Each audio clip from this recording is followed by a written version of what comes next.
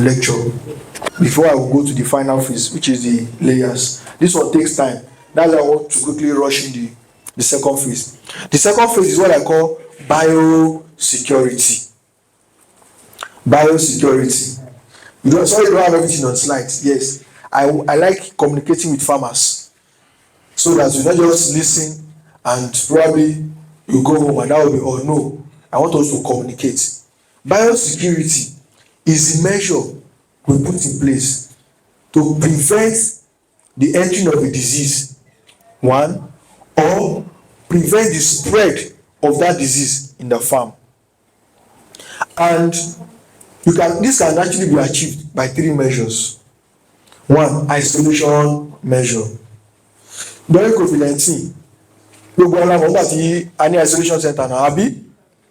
Now, on your own farm too, have a place they call sick bay. Anytime you notice anything from your birds, identify them, keep them, and take them to sick bay, so that they will not spread the infection across. That's what isolation measure. Number two, we call it traffic control. Traffic control is the process whereby you control the movement of human and objects. Control the progress of even human, animals, and objects on your farm. And that traffic control, we have it in three measures. One, control of visitors. Your farm is not an amusement park, right? Your farm is not ShopRite. That you tell them, come and see my chicken. Look at it, look at the egg, it's big, it's fat. No. You don't know where those visitors are coming from. Control their movements. Tell them, if you want to buy egg, please stay here. They'll bring it to you. Don't let them come with their vehicles to your farm. If they must come, let the vehicle be sanitized. Have a place whereby you sell your egg. Have a place whereby you bring your birds out to sell. Because most of those egg buyers come from different farms. And you don't know what their challenges they are facing in farm A, and they are coming to your farm. Great farmers. It's not only price and economy that is closing down some farms. So I hope we are aware. Even some of this outbreak. I think last week there's an outbreak of bird flu in Plateau State. So, and the last 2021 we had one in Lagos. We are all aware now. So bird flu has also shut down so many farms. So avoid human moving anyhow into your farm. Avoid visitors anyhow entering your pen. Great farmers. The second phase of traffic control, control of wild birds. Thank you. It's part of it. Control of wild birds and rodent. Rodent itself, when you saw your feed, you see those rodents, and they will go there, they will consume, they will eat well. And in the morning, when you even get to your store, they will be sleeping. That's the most annoying part. Once you get, they ate overnight. Now they can't even move again. Some will feed together with them in the pen. They will feed together with the birds. All those leakages, all those breakage in your pen, ensure you fix them. Then there are three methods you can actually control rodents. One, physical method. Yes, you can look for some places, set some traps here and there. But don't set the trap that you will be the one to enter the trap.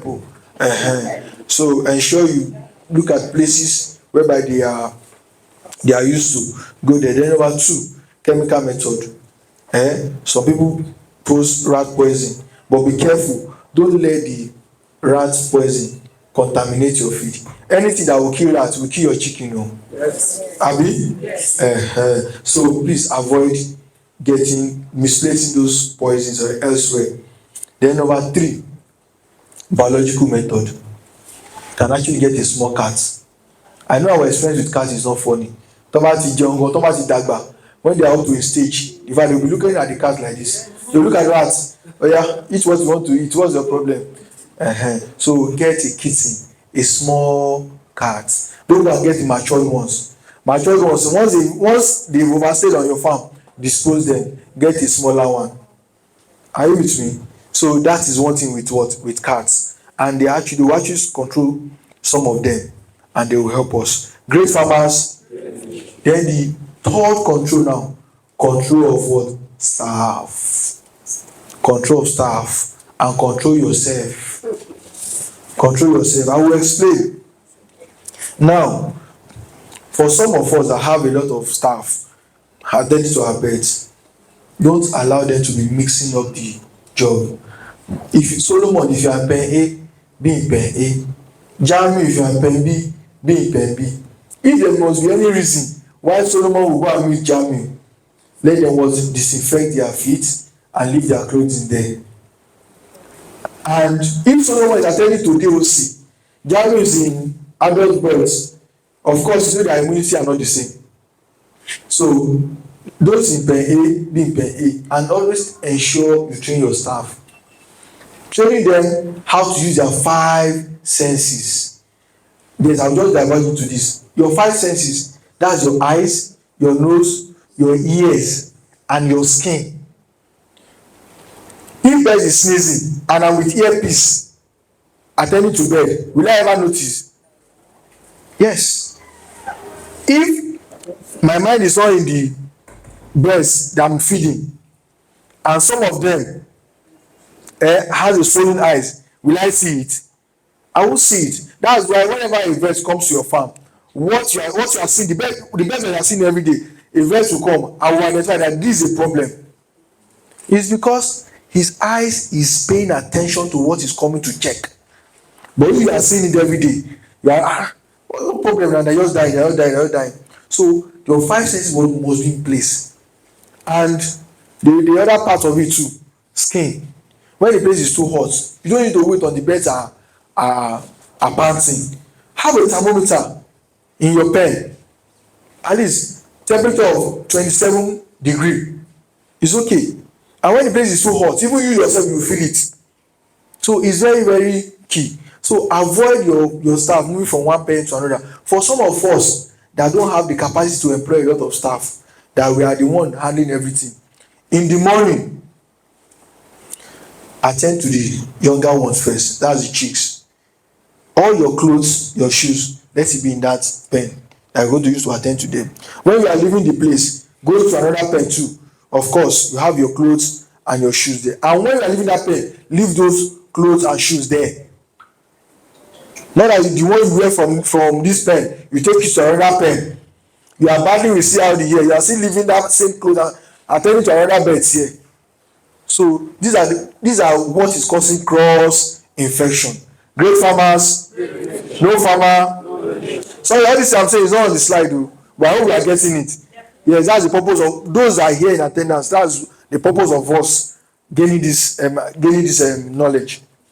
So that's that. Then the third aspect of biosecurity is what we call sanitation. If I ask some of us now, can you drink water? The one you have in your pen from the reservoir in your pen. Most of you will say no. Now, ensure you wash your drinkers and your feeders. If not every day, let it be every day. This is how we do it. If you have 20 feeders that you are using per day, after leaving this place, go and make it 40. Go and make it 40. And if you already have 40, fine. After using that 20 for that day, take it out. The one they used yesterday, after washing it and sun drying it, yes, give them in the morning. Some of us, when we want to clean our feeder, we just throw it upside down. Pa, pa. Abi, am I wrong? You just okay. Let me use. I need a flyer. Yes. So give me. Thank you. Assuming this feeder now, this is the feeder. You just turn it upside down, then you shake it. You drop it in and feed them again. Is that how you do it? You don't like that. Thank God. So please, if you are doing it, stop it. Stop it. So ensure you take all the feeders out, bring and wash it. And when you go to wash, we have Mama Lemon. Mama Lemon. You don't need to use detergent. Because some of them, when you use detergent, some of these birds don't actually like to feed on that feeder again. Probably because of the smell. Yes. So you use Mama Lemon, small one, and sponge, wash it, then sun dry it. The next day you return it.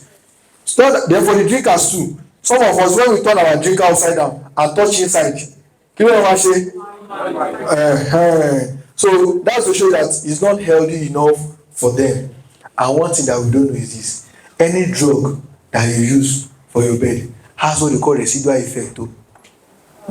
That is why most of those drugs they will write withdrawal period. But how many of us are following that withdrawal period here? How many? Just one person. Two. Great farms. I say great farm. Great farmers. No farmer. So that's for three people. So it's very, very important. That is why we cannot export some of our materials out, because they check what they consume. You understand now? So if we do our biosecurity very well, we spend less money on drugs. So biosecurity is very, very key. Maybe I will see come back again. We'll have our next forum. That one will be on majorly on biosecurity. That's all. That's all. Great farmers. No farmer. How many brood and sales do we have here? How many of us doing brood and sales? Brood and sales. Okay. All right. Thank you. So before I leave the broiler line now, for brood and sales, don't disturb yourself. Once your bed is 3 weeks, you are good to go to sell. And just see them only on 510. Bye. So we're going to do that very well. So now we move to the next phase of layers. Now for layers, yes, this will take our time. So just permit me, give me more time. Let me explain. For layers, there are a lot of errors we've been actually doing before, and I'm here now. If you have anything on any complaint on that, let me know. Someone was already telling me before I entered, and I will talk to the doctor too. She will assist us. So where you are wasting money, I will tell you. And the other things that you are doing that is not correct, I will tell you. The other point, what is bringing fights or quarrel or issue or argument between one buyer and seller, I will still tell you. Let me start with that one first. Some farmers, they will buy point of lay, and they will buy it at 16 weeks. That bird will start laying not until 22 weeks. True of us? 30 weeks, 36 weeks, 26 weeks. Is because those errors, we are going to correct them now. So that you not tell your Baba get better for me go now. What is there for over 26 weeks? I've not seen one egg. What is the problem? We are going to discuss it here. So that whenever you want to buy any pullet from anybody, you tell them what you want. If it's meeting up, you let them know. If it's not meeting up, you tell them it's not meeting up. So that let us be sincere with ourselves. Pullets won't budget. They will look so fine and they are very light. Do you know that? Yes. So these are the things. That's why the key parameters I will explain it. Yes, thank you. Number one error. Layer farmers. It's not an error anyway. It's an old practice. Because all those people not in poultry. But with technology, we've actually advanced it. Yes, with research. Now, layer line is meant to produce egg. Broiler line is meant to produce what? Meat.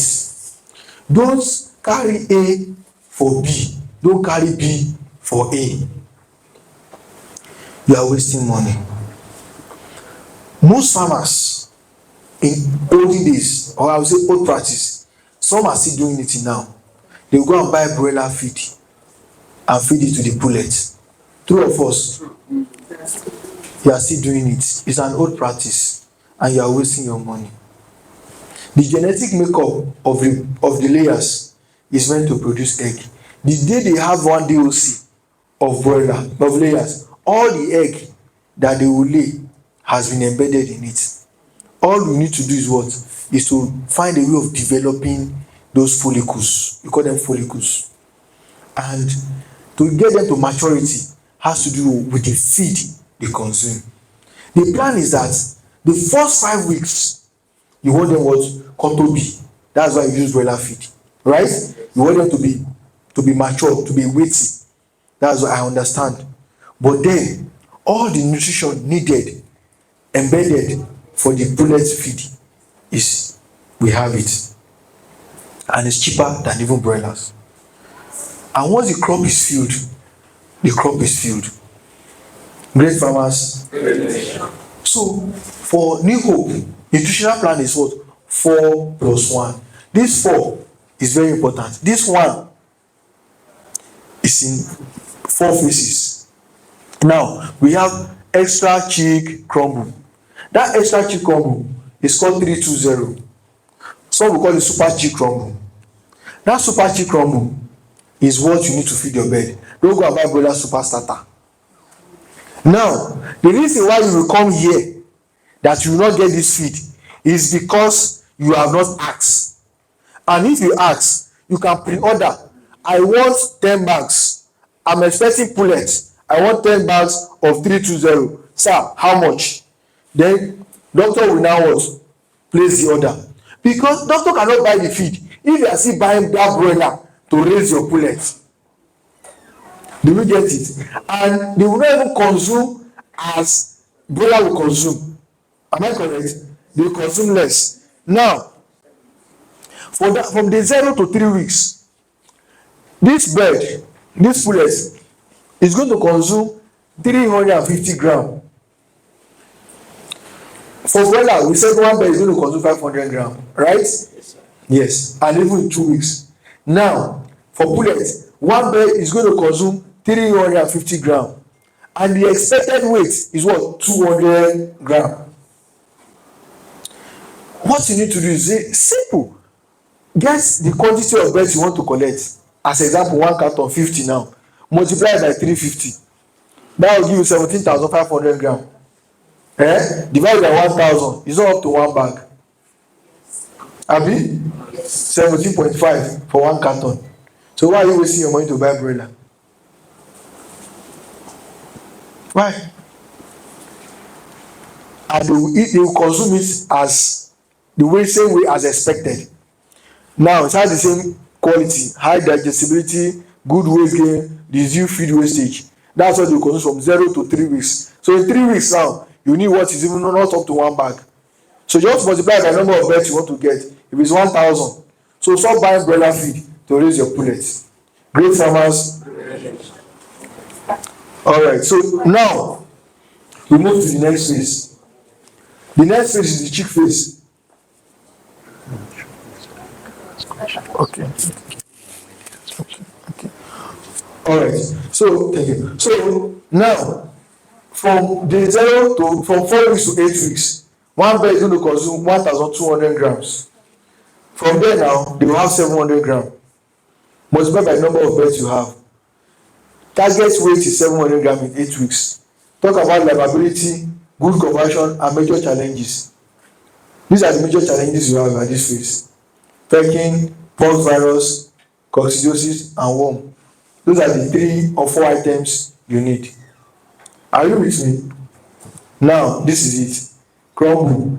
320 is not the same thing as 321. Oh. So that they will not come and give you one. From the 0 to 3 weeks, you need 320 super chick crumble.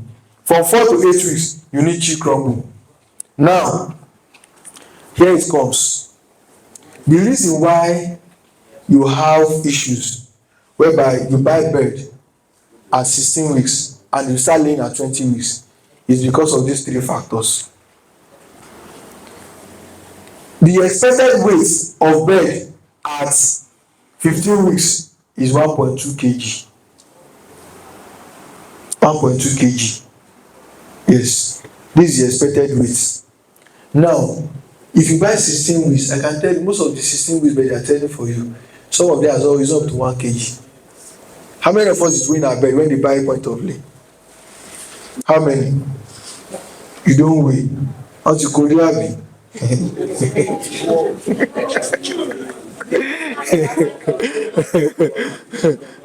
Yes, my birds have arrived. Oh yeah, start feeding. In the next 2 weeks, go and buy empty crates. So that is it. Now you take your time, you weigh the bird. Weigh the bird. At 16 weeks, your bird should weigh nothing less than 1.2. At 16 weeks, 16 years. At 18 weeks, should weigh nothing less than 1.4. And when you want to weigh the bird, don't just weigh ever when you come. No, you take random 1, 2, 3, 4. Weigh 5% of the population. Then take the average. The average now you get 1.2. If you get 1.2, you are less assured that when you start feeding them in the next 2-3 weeks, you be expecting what? Egg. But at that point, that they are not, the reason why most of them are not laying at even 20 is that when they sow those birds to you at 16 weeks, they are barely 900 grams. Yes. Then for 12 weeks, point of that was 0 point of cage. That was around 800 grams.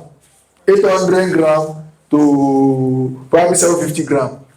So now at 15 weeks, your target is this. Now here comes another challenge again.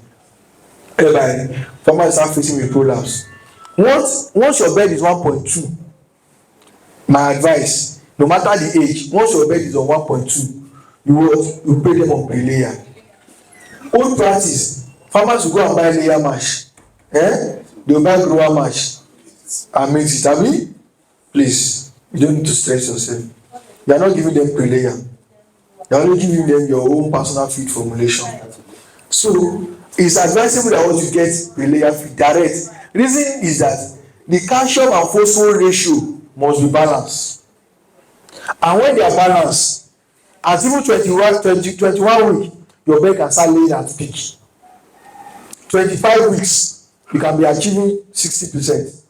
26, 30 weeks, can be getting close to 80-something%. So that is it. And you avoid prolapse and fat accumulation. Great farmers. For the bullets, I will not discuss their vaccination and other medication because we all have the vaccine chart, right? That will follow. So what is common in Guduba is not the same thing in Okiaro, right? You know the challenge you have. So you follow your vaccination guide. All right. So, and this is it. This is the graph.